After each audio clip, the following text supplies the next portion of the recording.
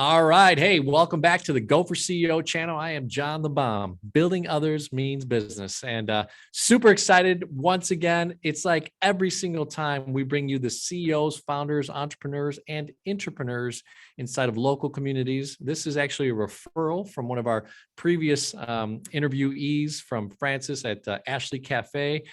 So that great friend and person that was on the Go for CEO channel, CEO, now has introduced me to another incredible person that they do business together. So as you can see, Go for CEO community, we are growing the channel of people that are coming on, and super excited to have Carly from Carby Eats, right? So, excited to have you on. Thank you so much for coming on, and looking forward to a great conversation here about your business and how you created this incredible, opportunity. So how are you, Carly? I am doing good, and I'm definitely excited to be here to talk a little bit about the background of everything we do. Yeah, I mean, it's interesting, right? Obviously getting a chance to hear a little bit about how you've connected with Ashley's Cafe and what you're doing with Francis. And then, we took this offline initially and had a good conversation, and now we're here, on the Go for CEO channel. So by the way, everybody subscribe to the channel that's new, go ahead and smash the like button if you enjoyed this interview. And look, leave a comment for Carly, because I know she'll interact with you and be proud about some of the things that, she's going to be sharing today. So Carly, we typically like to start with, where did this idea come from? Like, how did it channel, like, and the ideation side, and then we'll obviously get into the business itself. So why don't you take us through that journey and initial steps of what you thought about? Awesome. So I'll do a long story short. I was a personal trainer for a little while, for like 5 years. I still am. And also on top of that, I've had my own challenges with kind of the relationship with food. I really feel like everybody has challenges with relationships with food. Like, what should they eat? That's why there is so many like nifty different programs, so many different things here and there for things that stick to people. And while I was training people, obviously the biggest things with their success is always going to be nutrition based. So Carby Eats pretty much started about 5 years into me training people already. Just due to the fact that like I had such a hard time growing up with food, and like, what should I eat? What shouldn't I eat? And like, just stigmas around that as well.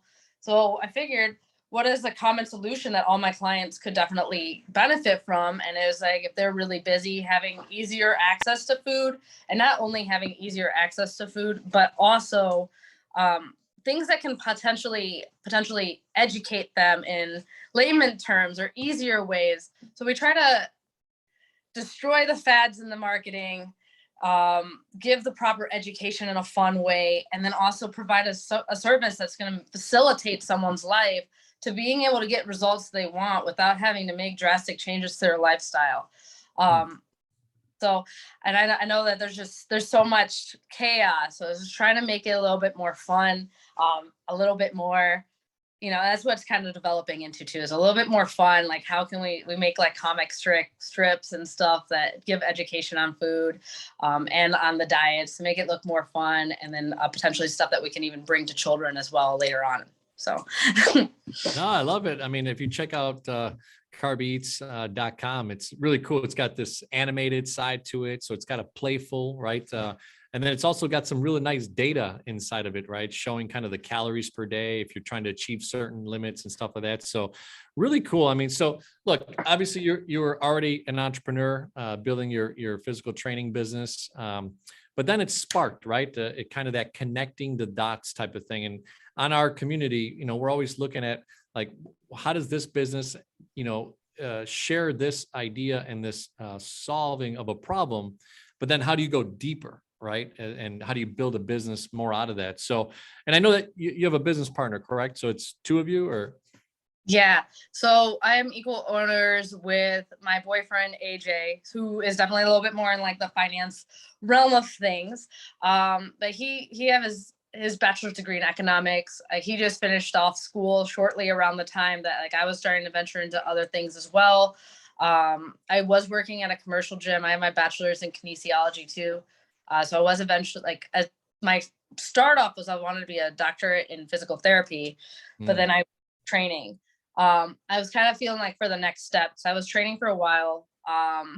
and I wanted to be able to help people more. So I started doing my fitness stuff on my own. I created my own challenges. And then we kind of like right when he was like finished school and like finished like the job that he was had during school, and like right around there, we were both like in the midst of like creating something new or like coming up together like with stuff, like coming up with ideas of what we wanted to kind of like our next step to be. Whether like I was just going to start training fully on my own, which is what I do now, or like just options. And we both meal prep for ourselves. My business partner's also been into fitness, like is in better shape than I am by a bit, like very in shape guy. And we both love food. So we meal prep for ourselves. I've done natural bodybuilding competitions before too. Like I've gotten creative with like different recipes for myself just to make things less bland, because day in, day out, like it gets boring. And I don't stick well with like very structured routines. I like more fun. So it kind of collabed together, like just perfect timing. Like right when he was like finished off with this step, it was like, let's just go for it. I already had a lot of clients. I'm like, why don't we just start off with some recipes? We could try it out with my clients, see what people like. Like we'll just start cooking things for ourselves. And then it turned to be a hit. Like all my clients like really liked it. So we ended up getting a commercial kitchen, which we rent out of, and have been progressively growing, starting everything like out of our own pocket, and it's been going really well ever since. Definitely, I'm really excited about everything that we're doing. So It's so cool. And you can feel the energy, right, of what you put together. And, so there's a couple nuggets that you said in there, right? You already had a customer base, and then you started to try, basically some minimal viable products, right? And the idea of being able to go deeper with that current physical training client, and then now meal prep them and give them some good options of it was really fantastic idea. So help us understand. I mean, you said you've got a facility, but did you initially start with making the food yourself? How did you start to put that, cohesive process together? right, yeah. So yeah, we definitely started with cooking with ourselves, just like out in the kitchen, like so not fully a business at all yet, like just trying new things, trying out new recipes. We still cook ourselves. So we, other than like my grandma owned a French restaurant, so I had exposure with that. But other than that, like I didn't have a culinary background, neither did he. But coming up with our own recipes and like making things that are delicious that we thoroughly actually enjoyed, and then like things that other people like too. So we also had the whole process of there's a lot that you have to do to legally sell food and to be able to properly prep in the kitchen. We didn't have food management certifications up until like we decided like we want to do that. So we had to get education on it. We had to get certifications for it and learn that whole realm of like culinary and everything from the ground up. This is all out of pocket for us. Like we're not coming from anyone giving us any sort of money. I've been on my own for a while, and he is fully financially on his own too. So starting with ourselves, and we still cook. So we're still in the kitchen, but our community's grown. So now we have more people in the kitchen. We have our family comes into our kitchen as well, and does work with us. I have people that were my clients that kind of like leveled up with me. I believe really in community makes everything. So building up like what my client, like what people in my life like to do, figuring out like kind of things that spark their heart and like trying to implement them into my puzzle of my life. Like how, if you're already interested in fitness, you're already interested in this, like what are you already passionate about, and how can we maybe work together to create something that's bigger than us to make a bigger difference? So like I have a client that works as like a sous chef in the kitchen with me. I have a client that's a delivery driver. I have a client that does my web design. Like they're all different people. I have a client that makes my flyers. I have another client that does another bit of delivery. Like it's all these people that are coming together for like the similar cause, which is super cool. Like you're good to people, and like it's all like fantastic energy. I'm really grateful for just the people like in the life that came up, because we couldn't possibly do this without any of them, without their heart, love, and support, and trusting a little bit in our thoughts and our ideas and the things that we're doing.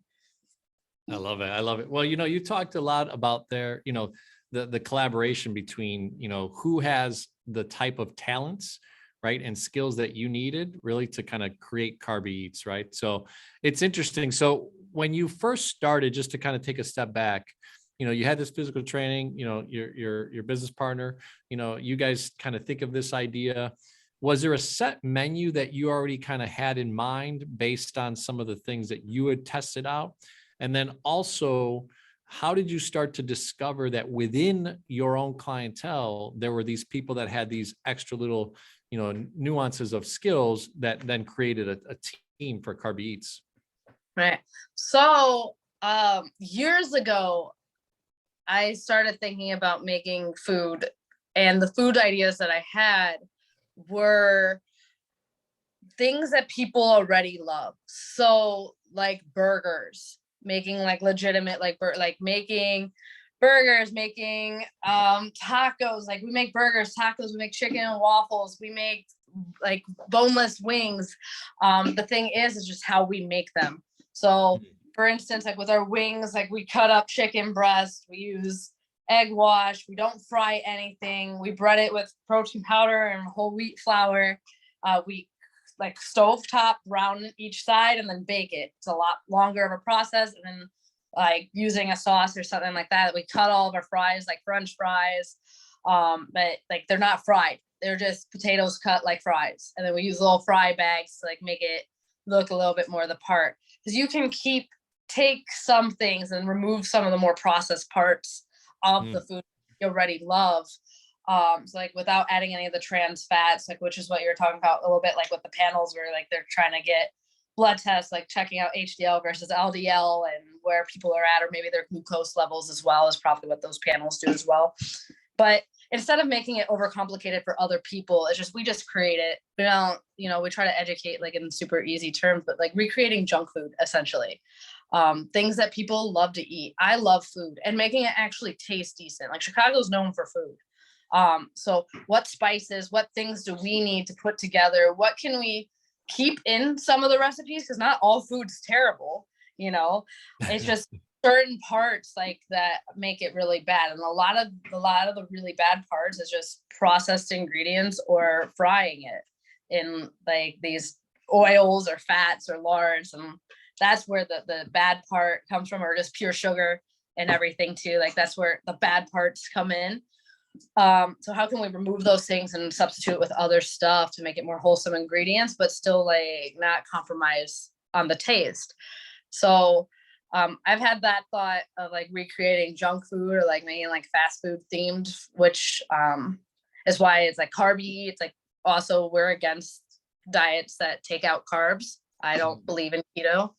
I just believe that we need to be adding things instead of taking things out. So instead of removing things from your diet, we should be adding things into your diets. You're eating more fibrous vegetables, more than likely your gut health is going to be better. You're going to sustain your level of fullness, and you're not going to be as likely to eat as much of the like calorically dense but nutritionally empty things. But even if you do, it's going to probably be less of, and it's okay. So how to switch like that mental switch of just how can we add things in instead of fully changing your entire lifestyle, so that way it's more sustainable. And this is basically like little like clinical trials I've tried with my clients, like with people, like trial and error, seeing what sustains with people that actually lasts and promotes happiness. Because at the end of the day, that's all we want. So that would be the first part, like how we kind of decide the food. The second part of how did I start like putting the people together, it's crazy. While we started doing more things, it literally is just like these people just started showing up. So I've always done more in my community. I've always done more of my training where I make like group workshops, community stuff, like I involve people. So our web design guy like was in one of my challenges. I did like a fitness challenge. And he literally just redesigned my entire website because he didn't like it.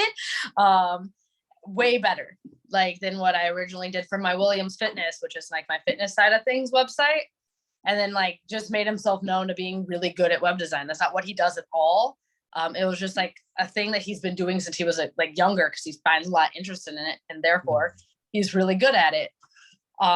In terms of like other, like, it's wild. Like, so every person that's doing stuff like that literally like asked to be a part, or like presented themselves kind of with the things that naturally came cool to them. I think like that came out due to my connections with people, and like actually like trying to talk to people about what they like. Like when I train people, I like to know more than just like their fitness side of things. Like it's personal training. Like you really do get to know like everything about people's life. So instead of just talking about like Billy Bob Joe does this, like I ask more like deeper question, like try to like learn about my clients to see what motivates them in terms of everything, so that way I can kind of understand like their motivators for fitness or like their life, or what their why is. Like, why are we even showing up for this?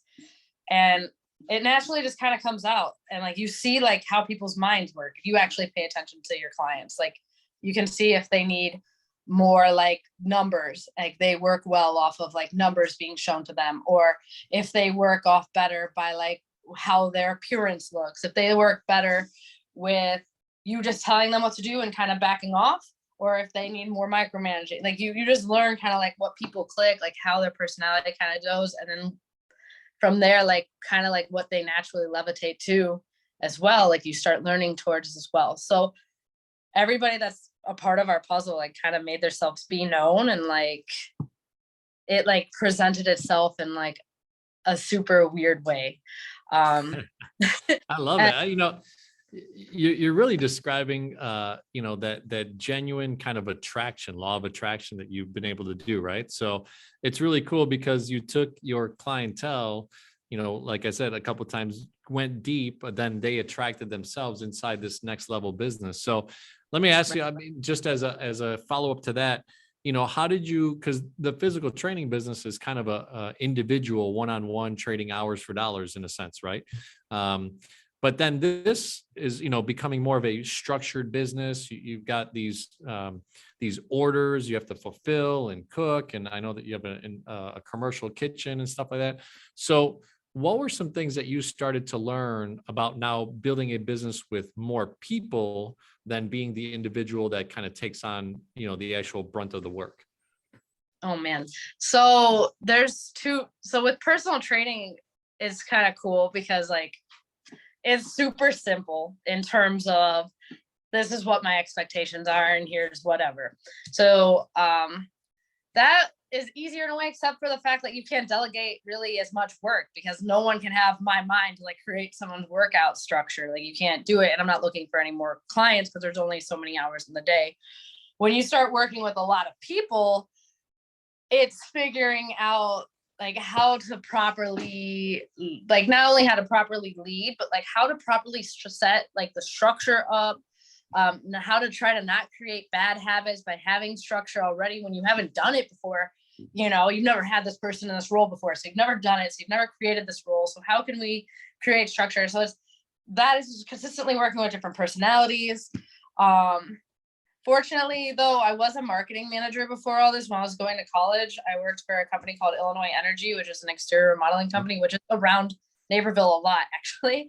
So they have like little blue signs, the Illinois logo. They do all the exterior remodeling stuff. So I worked for a managing company when I was younger, up until I was like 19, like while I was finishing up school, maybe 20. And I was probably one of the youngest people there, in charge of a bunch of people under me that were a bit older than me. And I did pretty good at being a level of assertive and like being able to manage more people. So it's definitely different challenges. Like it's new. So it's new creating like all the framework ourselves. Everything's new. It's hard to know exactly how to do things properly. I'm so like playful in nature. Like I like talking and know people. So like when it's also with people like in your personal life all the time, like making sure that there's still proper boundaries, implementing them, keeping it structured, still having fun, because I want people to have fun. I want people to be happy. I want people to love what they're doing. I want people to feel like they're a part of something and truly doing something. But then also like making sure that the end mark is reached as well. The cool thing about like kind of the law of attraction, like bringing more people that like want to be there, is that everyone's pretty game.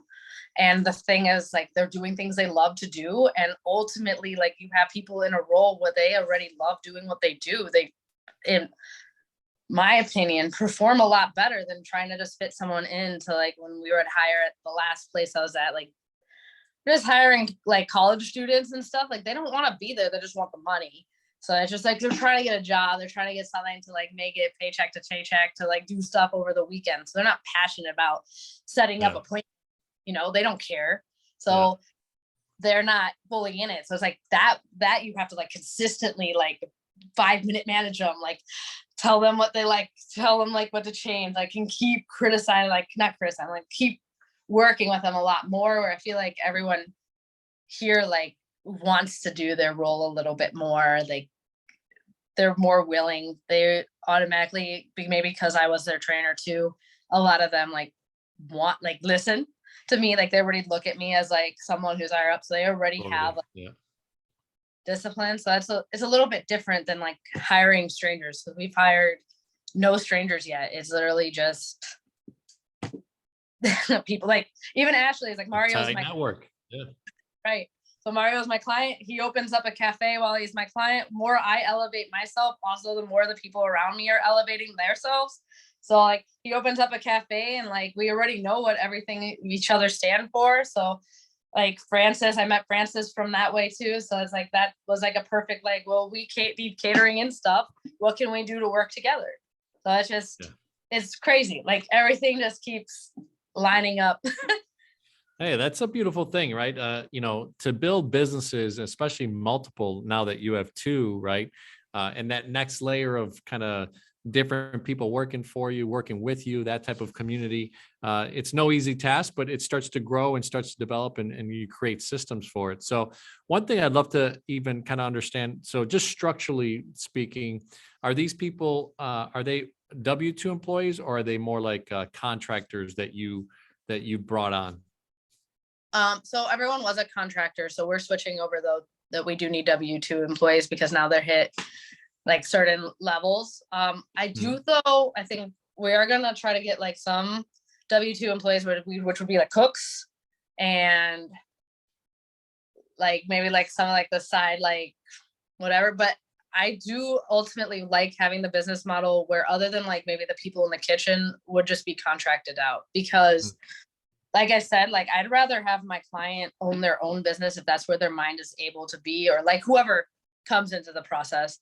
Like the web design person, he's like a contractor, and he's not under Carby Eats, and I don't necessarily ever need him to be.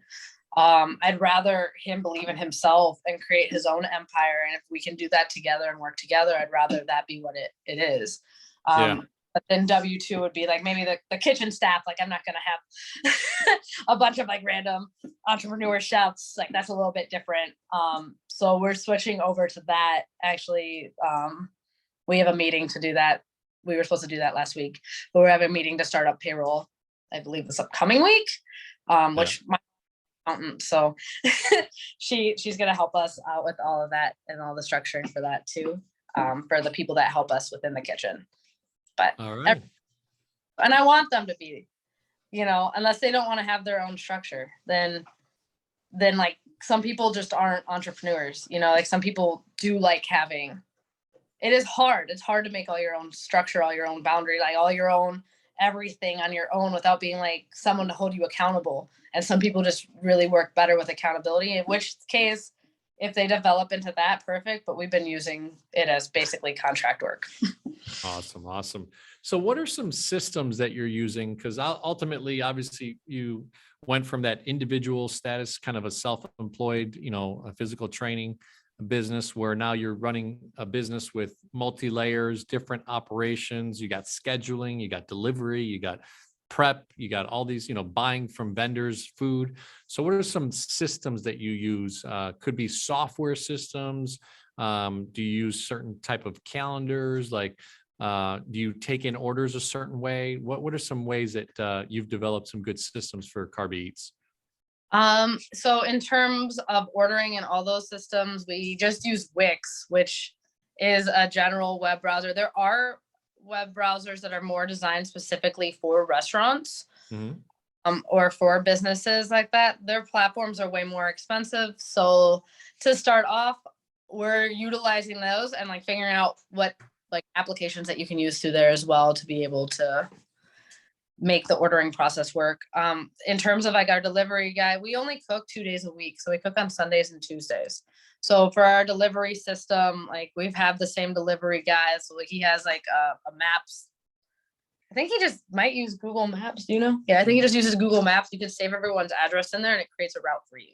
Nice. Okay. So that's pretty cool. Then we have a pickup location, which is in South Barrington. That person just people pick up from her there. We use Google Sheets a lot for all of our accounting. So basically created a full like month by month everything. So inventory is all done and manually entered by ourselves. We do cost reports also on Google Sheets. So creating the formula, like everything's also there. Creative formulas and guess Sheets proficient or basically Excel proficiency, like figuring out the equations. We also use Google Sheets for importing all of our orders into Google Sheets. Actually, like it's probably like one of the biggest things that we use. There probably is like applications out there that work well, but these like it works pretty efficiently. It already calculates everything that we have to cook and everything that we need to do for every week. We use anything else? No, I think that's pretty much it. Yes, it's a lot of a lot of our own horsepower, but you know. And ladies and gentlemen, she's not talking to herself. She's talking to her partner that's right across. So, hey, how are you? Awesome. So no, I just wanted to clarify that. But no, that's so cool just to kind of hear some of the tools that you've been able to use to really systematize things, right? You know, obviously it's not an easy business.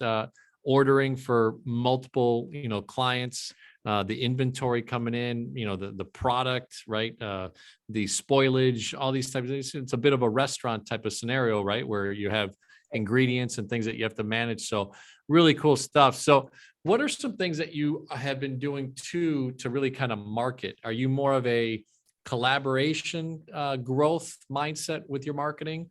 Or have you guys, been Facebook ads or these types of things? We'll kind of go that route. So I will say this also goes really well into me having a really strong in-person community. Like when I was at Expo, I had over 40 clients. And then I've been very consistent in the workout realm in general. So consistent networking in person works a lot better to me than I've done in social media, although you can like reach more accounts. Now we've also used social media. But we also go to a bunch of different gyms. We'll get to know more people. Like we've tried out probably like every single local gym in the area, started working out there, trying things out, meeting more members, just meeting who's in charge of operations, things there. We've done like booths at gyms as well. With me being so intertwined in the fitness community, I've led workshops with other people that have huge social media following. So like just some of that too. Just being ingrained and like getting myself more and more involved with every aspect that I can. I meet as many coaches as I can, try to build relationships with coaches too, because proper education of other coaches, there's already people that are looking to get help or get like assistance. So if there's a thing that already works for my clients, that kind of like in person, like how can I educate people to not give out, we're not like advertising for people to give out meal plans, but how can we like, if this person doesn't ever eat breakfast or lunch, can you maybe like, we can maybe supplement it in, and then how can we maybe help out that trainer, like whether it be monetary wise, having them like brand ambassadors, but like more, a little less like that. And then we have like a resource of a few people that are gym owners. I know a couple gym owners as well. So like meeting with them, talking with them, giving them like promo codes, and then giving them a percentage as well.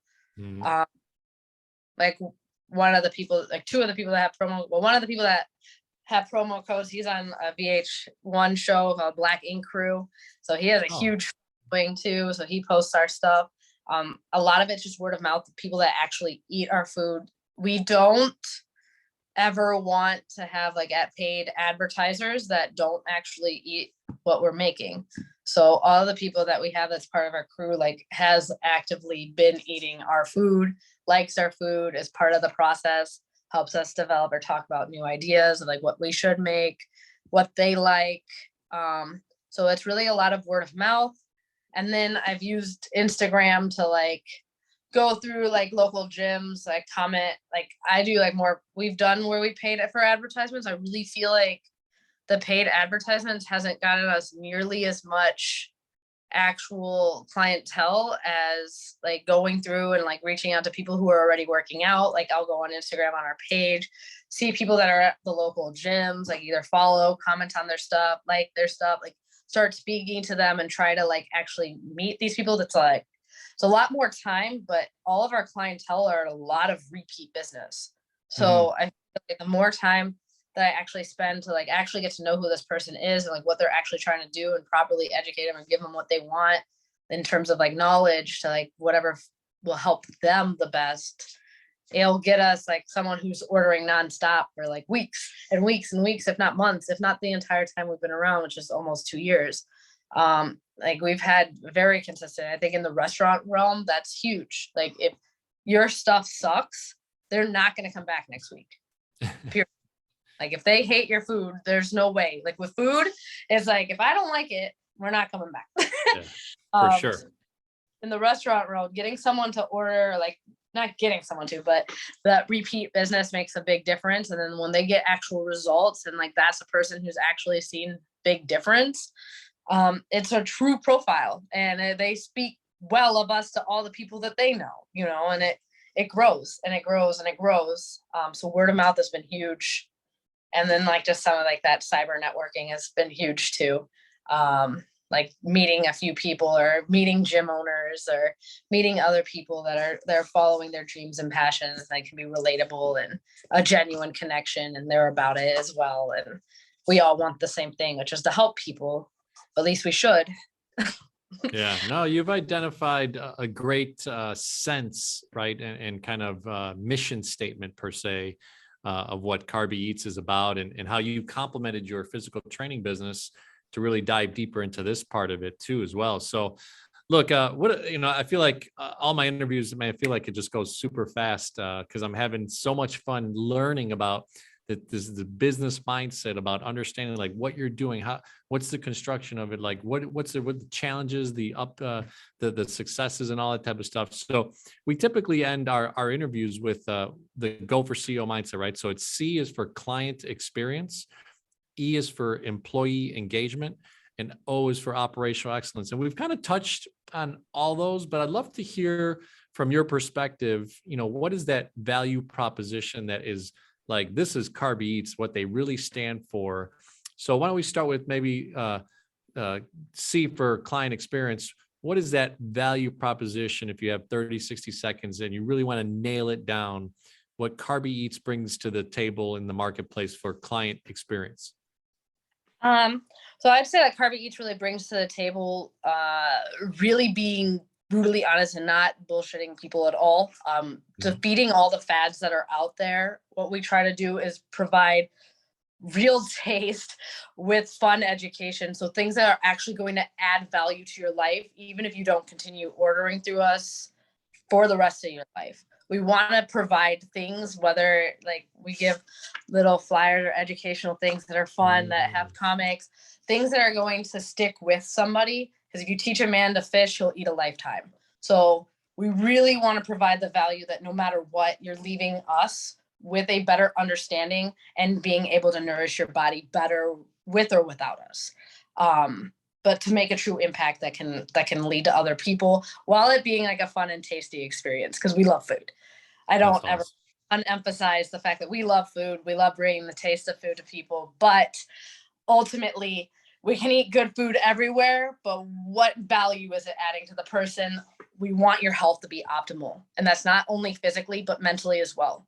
And diet industry has such a chokehold on everyone's brain. So how can we destroy those unhealthy, like toxic relationships with food, make you feel okay around food and not like trash if you ate a single whatever and have a little bit more fun, redesigning all your favorite foods to make you feel better as well.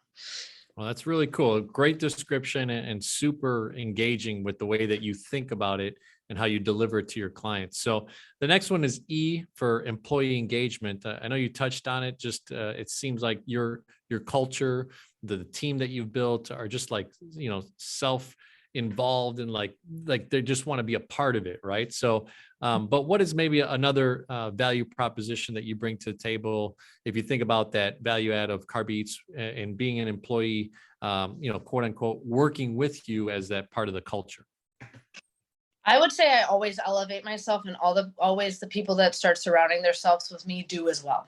So outside of the fact of just whatever, I really go above and beyond to work on myself to elevate the people around me. Also, like we do fun things like take them to like fun places too and spend time together as well. But I really think to make an impact on the world, it must first start with yourself. And I've truly, really have seen that lesson before my eyes over and over again throughout the last 2 years. The more I elevate myself, the more the people around me start believing in themselves, start being more self-sufficient, start creating their own ideas and getting out of that I just have to work an 8 to 5. They start thinking of like what they can create themselves, what part of the puzzle like in their own life that they're actually fulfilling, and how to be the best versions of themselves mentally, physically, and entrepreneur or just occupationally. Well, if you just heard that last 30 seconds, it's like you want to go work with Carby Eats right now, right? So that's a cool thing, right? To just have that culture and that mindset be brewing and kind of fermenting it and being a part of that is a really cool experience. I'm sure everybody really enjoys it. So last one is operational excellence. And you talked about Google Sheets and some of these like tweaks and things that you've done. What is maybe another little extra nugget that someone could take from the way that you operate your business at an excellent level? So, I mean, I think it's being honest at this point, is honest with your skill sets. Uh, Mhm. Personally, I am really terrible at the like knit and grit of like doing data. So figuring out what parts of your puzzle that you're missing so you can have excellence in terms of your execution of all your data and all of your finances, all your whatever. You need that other piece of your puzzle to be able to get all the material in one place, and maybe also just to not bounce around to a lot of places too. So if you don't need a whole bunch of fancy equipment all the time. It's figuring out what systems work for you and sticking to something. Because I do see other people too, like they'll start switching stuff too much or jumping ship a little bit too early on something, and they didn't actually give this program that they spent a bunch of money on enough time to like actually get the full use to it. So figuring out what works for you and like sticking to it and being honest with yourself of what kind of systems work for you. And if those systems don't work for you, what you need to either hire out to get or find that will work for you so it sticks. I think that's a big part of like the core or structure of a business is getting a strong system that at least is stable and consistent of figuring out what you need and don't need. You talked about it. Yeah. Consistency breeds success, right? And you start to build enough consistency to build that momentum. Once you have momentum, you kind of carry that on and you start to go to the next level. So, Carly, it's been really cool to, get to know you on the first phone call from the introduction on the text from Francis and be able to kind of be a part of the community. Now bring you on to Go for CEO. What we would love to do is, every 6 to 12 months is bring you back on, maybe even have your partner on as well. And you guys talk about, some of the ups, the downs, the kind of the maintenance of it and growing and really just inspiring people to be a part of your tribe. So we'd love to have you back on. Is there any, the website, communication, how do you like people to reach out to Carby Eats and you?